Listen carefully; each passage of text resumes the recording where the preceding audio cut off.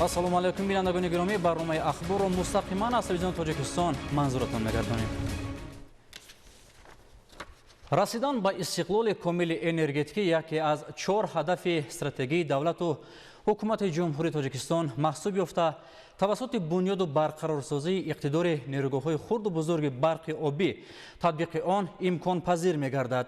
Нерӯгоҳи барқи обии Роғун яке аз бузургтарин иншооти гидроэнергетикӣ дар ҷаҳон ба ҳисоб рафта, иқтидори лоиҳавии он 3600 мегаватт мебошад. айни замон кор дар ин иншооти азими мамлакат ба таври шабонарӯзӣ идома дорад. Наврӯзшоҳи Азизулло гузориш омода кардааст. дарвозаи дуюми садамавӣ таъмирии нақби қабати чоруми нерӯгоҳи барқи обии Роғун дастрас ва насбиён оғоз гардид.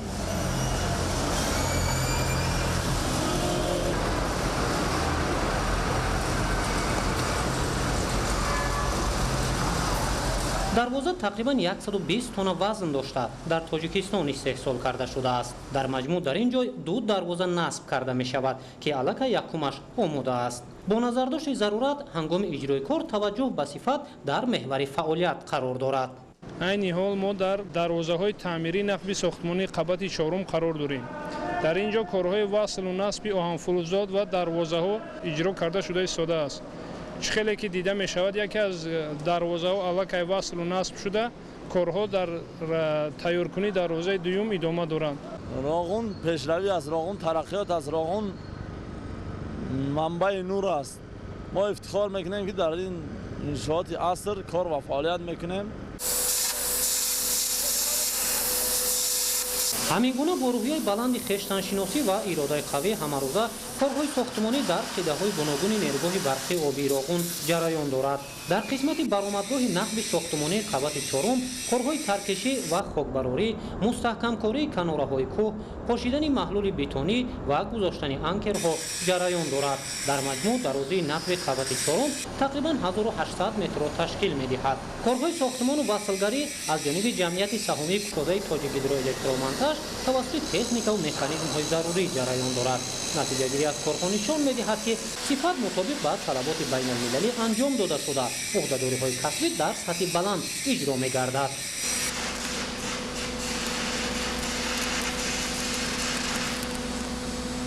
ман Сафаралӣ Хушбахт чунин 13 сол мешавад кор ба фаъолият дорам дар нерӯгоҳи барқи обии Роғун. мо ватани худро обод пешрафта мекунем. ҳоло мо корҳои кафшергариро месанҷем бо воситаи дастгоҳ. ҳама камбудиҳоро нишон медиҳад. мо агар камбудӣ бошад, онро тоза карда аз сари нав корҳои кафшергарӣ мекунем. тавре ки дастгоҳи мо нишон медиҳад, сифати кор хеле хуб аст. сохтмон дар нақб бо истифода аз маводи хушсифате ки хоси талаботи техникии иншооти гидроэнергетикӣ мебошад пеш бурда мешавад. бо истифодаи муфид аз шароити мавҷуда ҳамарӯза коргарон дар самти пешбурди фаъолият ба натиҷаҳои нақшавӣ ноил мешаванд. корҳо дар нақби сохтмонии қабати чорум аз соли 2018 оғоз гардида мутобиқ ба талаботи лоиҳавӣ пеш бурда мешавад. дар шохаи ай нақби СТ4 корҳои оҳану бетонӣ ба анҷом расида истодааст. дар пикетҳои 1087 то 1287 то 1323 айни ҳол колҳои оҳану оҳанфулузот насб карда истодаем. дар пикетҳои 1004 корҳои арматуру бетонхобонӣ айни ҳол рафта истодааст. кор дар чанд баст ҷараён дорад ва мақсади шумо аз чӣ иборат аст?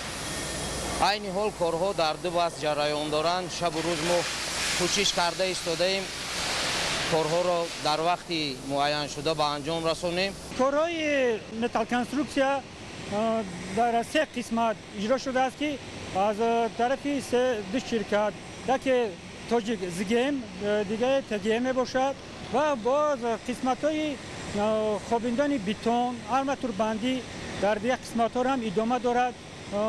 корҳои васл насби анкерҳо ҳам рафта истодааст. вазифаи ин нақб обпарто аст. ин нақб вақте сатҳи дарё аз меъёр зиёдтар шуд, ба ин нақб метавонем мо оби зиёдатимонро партоем.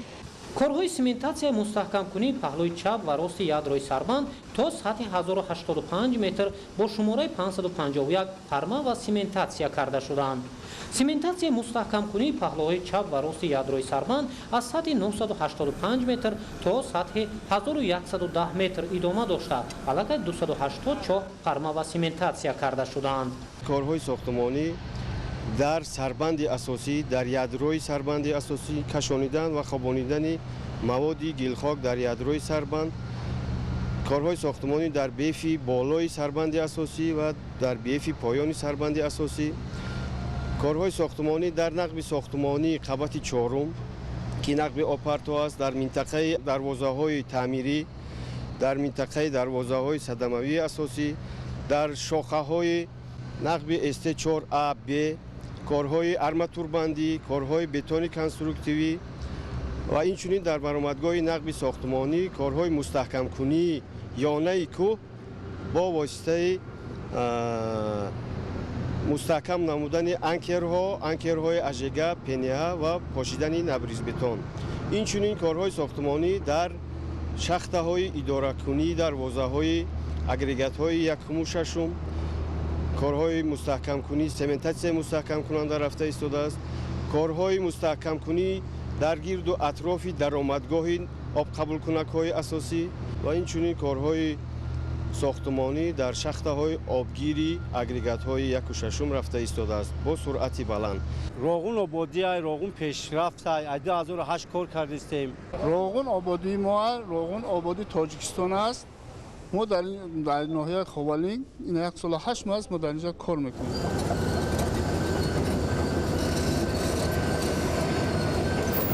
айни замон бо равонакунии тамоми имконият ҳадаф ба иҷрои босифати корҳо дар ядрои сарбанди нергоҳи барқии обии роғун равона карда шудааст. хобондани маводи шағалзамин дар қисмати болоии таҳкурсии ядрои сарбанд то сатҳи 998 метр иҷро гардидааст. хобондани маводи шағал дар қисмати поёнии таҳкурсии ядрои сарбанд дар сатҳи 1012 метр, 1013 метр ва хобондани ҷинсҳои кӯҳӣ дар биёфи болоии сарбанд то сатҳи 1013 метр идома дорад. ядрои сарбанд аз иншооти муҳими нерӯгоҳ ба ҳисоб рафта, корҳои сохтмониро дар он коргарону мутахассисони баландихтисос дар асоси талаботи лоиҳавӣ ба анҷом мерасонанд. шукрона мекунам ки дар назди хона мақсад дар ватани худмон саҳми худмонро гузоштесем. аз асосгузори сулҳу ваҳдат пешвои миллат муҳтарам ҷаноби олӣ сипосгузорем ки чунин шароитҳоро ба мо ҷавонон фароҳам овардааст. ҳангоми иҷрои ҳар амал сифат дар меҳвари таваҷҷӯҳ қарор дорад. бо назардошти ҳамин дар асоси лоиҳа дар минтақаи ядрои сарбанд тоза кардан ва мустаҳкамкунию бехатаргардонии соҳилҳои чапу рости паҳлӯи кӯҳҳо бо диққат иҷро мегардад. нергоҳи барқии обии роғун чун иншооти азими гидроэнергетикӣ барои ҷумҳурии тоҷикистон ҳамчун давлати соҳибистиқлол аҳамияти муҳим дорад. бо назардошти ҳамин коргарону мутахассисон фаъолиятро бо рӯҳияи болида ва ифтихори миллӣ пеш мебаранд.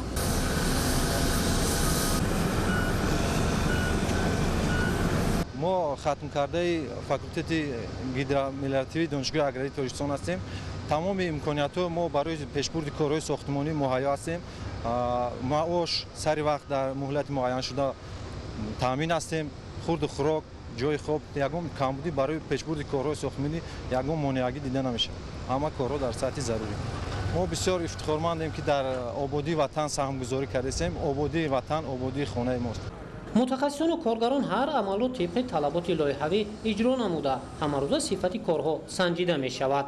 озмоиш бо истифода аз технологияи нав сурат гирифта сифат мутобиқ ба талаботи байналмилалӣ таъмин карда мешавад.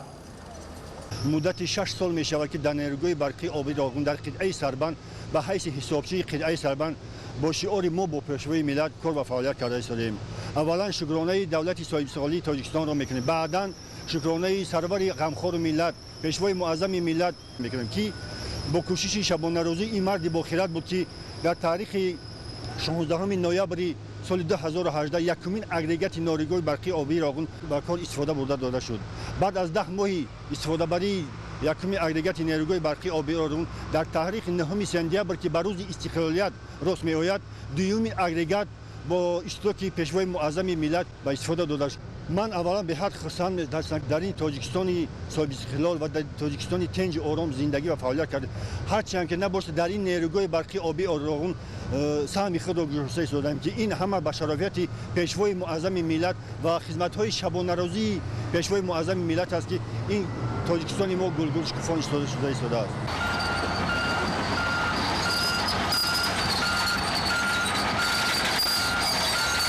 روغون امروز به جبهه عظیم سازندگی تبدیل یافته آینده در رشد سوحه‌های اقتصادی و اجتماعی نقشی مهم می‌گذارد. برای مطابق با طلبات با صفت به انجام رسانیدن کار در یادروی سربند کارگران و متخصصان با تجهیزات معاصر بارکش، بولدوزر و اکسکواتور و دیگر مکانیزم‌های ضروری تامین می‌باشند. بسط دوم کار در یادروی سربند نیروگاه برقی آبی روغون آغاز گردید و کارگران و متخصصان توسط تکنیک و مکانیزم های موجوده در سمت پیشبرد کار موفقیت ها را افزون می نمایند. از جانب حکومت جمهوری تاجیکستان جهت در دو بسط صورت گرفتن کار تمام شرایط ضروری فراهم آورده شده است. هدف به آن روانه کرده شده است که پیشبرد کار طبق نقشه تامین کرده شود. تامین روشنی امکان فراهم آورده است که به طور شبانه روزی کار مطابق به طلبات پیش برده شود.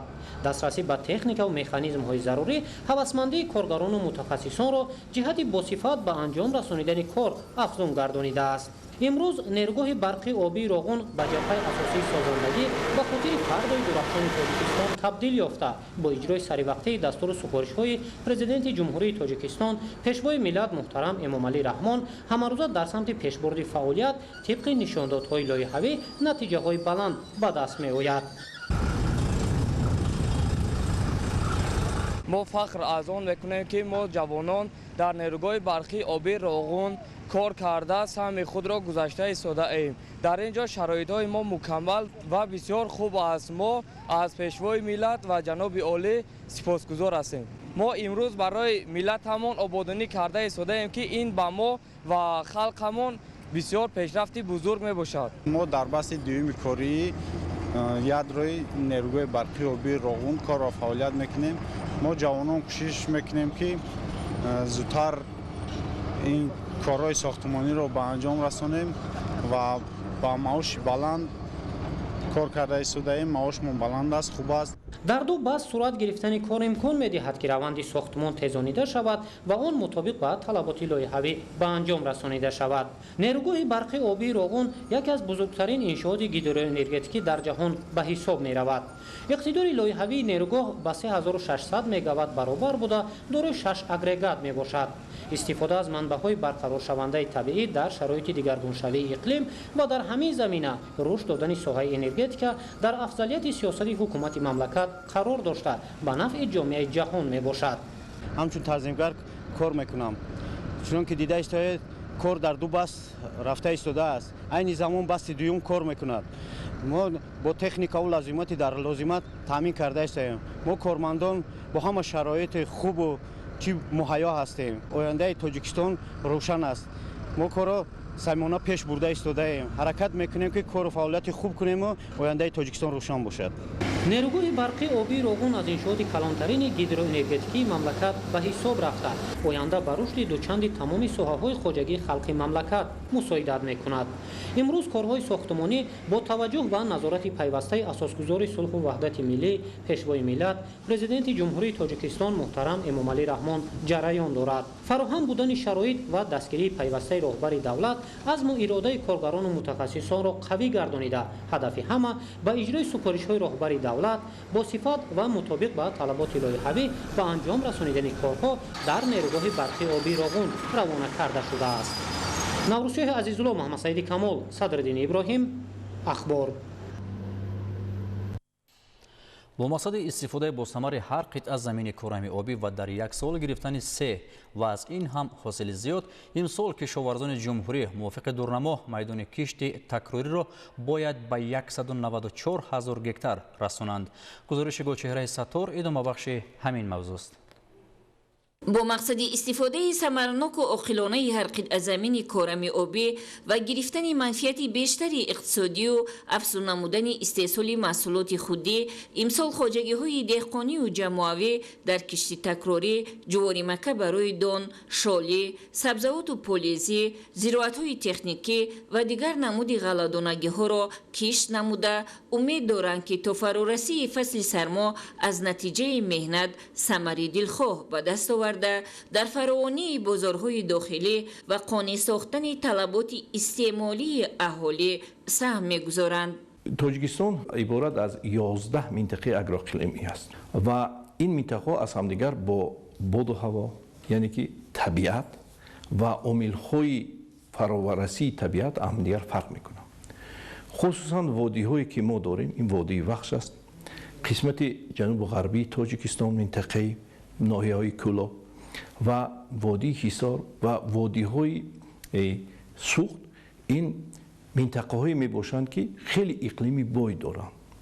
یعنی که در شرایط تاجیکستان، خصوصا در وادی‌هایی که ما گردیم، خصوصا وادی وخش را گیریم، اگر این یک منطقه میباشد که بعضی سالها از 365 روز 350 روز آن آفتابی است. امکانیت است که در شرایط تاجیکستان گرفتن 2-3 حاصل را برآوریم. این را در برآمدهای خود اساسگزار صلح و وحدت ملی، پیشوای ملت، پرزیدنت جمهوری تاجیکستان محترم امامی رحمان دائما قید میکنم. یکی از هدفهای حکومت جمهوری تاجیکستان این تامین امنیت غذایی است. برای عملی شدن آن حتما ما چنین راه را به پیش گیریم، یعنی گرفتن 2-3 حاصل را برآوریم. موافقی دورنما باید امسال در همه بخش‌های کشاورزی سهامداران دهات در میدان 194,000 گکتار زمین کشتی تکراری زراعت‌های کشاورزی را به راه می‌ماندند که از این میدان 132,311 گکتارش به ولایت ختلان، 35,378 گکتارش به ولایت سوخت و 28,950 گکتارش به ناحیه‌های تابع جمهوری راست می‌آید. مسئولین وزارت کشاورزی اطلاع دادند که تا امروز کشاورزان مملکت در همه بخش‌های خواجگیداری کشتی تکراری را به 148,649 گکتار رسانیدند که 76% دورنما را تشکیل می‌دهد. علاقه دهقانان متخصصان حاصل یکم رو جمع‌آوری کردند و خواه غله‌دانه باشد، خواه زراعت سبزیجات باشد، پالیزی باشد، علاقه جمع‌آوری کردند و ما می‌توانیم که در این وادی‌های گفتگی تا 3-4 ماه دیگر روزهای آفتابی هست که ما می‌توانیم زراعت‌های گوناگون رو یعنی که گیریم. علاقه در منطقه‌هایی که علاهیده هست، بعد پرورش زراعت‌های غله‌دانه که برای دان گرفته شد، جو، گندم، جودار، مثلا سولی، علاقه ما پورا پرورش کردن میتونیم دیگر زراعت‌ها رو، خصوصا وادی وخش ما میتوانیم زراعت جواری مکه گرفتنی برای دان، زراعت‌های لوبیادانی، هم لوبیا، هم ماش و ارجان جمله یک زراعتی که هست که خیلی دوره کوتاه داره، این مرجومک یا که گریچخه میگن مرجومک است، این هم خیلی یک زراعتی دوره نشده ماش کوتاه میباشد. زراعت‌های سبزیجاتی، پمیدور، بودرینگ و کشتی تکراری مثلا وابسته به منطقه کارتوشکا و دیگر زراعت‌ها، خصوصا سبزیجاتی که خصوصا در ناحیه‌های تا حتی دامنه کوهی که هستند، در همین ناحیه‌های دامنه کوه ما گرفتنی بعضی سبزیجاتی به مانند تورب، شلغم رو و سبزی رو براه مانیم و حاصل دلخواه گرفته میتوانیم. به قول متخصصان در وادی حصار مهلت گذراندن کشتی تکراری جواری مکه برای دان و شالی علاقه دیر شده است، ولی زراعت‌های سبزیجاتی را که مهلت پخته رسیدنشان 1 ماه و یا 50 روز را تشکیل می‌دهد، کشاورزان می‌توانند تا 20 اوگوست نیز کشت نمایند. از فراوانی روزهای آفتابی، از مهلت خصوصا خوبی موسمی کشاورزی باید که تمام متخصصان ثمرناک استفاده برند و پرورش زراعت‌ها را براه مانند که ما توانیم با مواد اولیه غذایی مردم خود را تامین کنیم. متخصصان ساحه بر آن باورند که از کشت تکراری تمام نمود زراعت، خواه غله‌دانگی باشد و خواه سبزیجات و پولیزی یا خوراک چاروا، خواجگیداران میتوانند منفعت بیشتری اقتصادی گیرند، زیرا از کشت اساسی صرف مبلغی که برای تخمی، نوری‌های مینرالی، انداز یگانه و دیگر خراجات ها را برابر کنند، حاصل کشت تکراری فایده صافی خواجگیدار به شمار می رود. بینندگان گرامی، شما را در نشرهای بعدی با مهمترین خبر و رویدادها شناس میکنیم. با ما بمانید.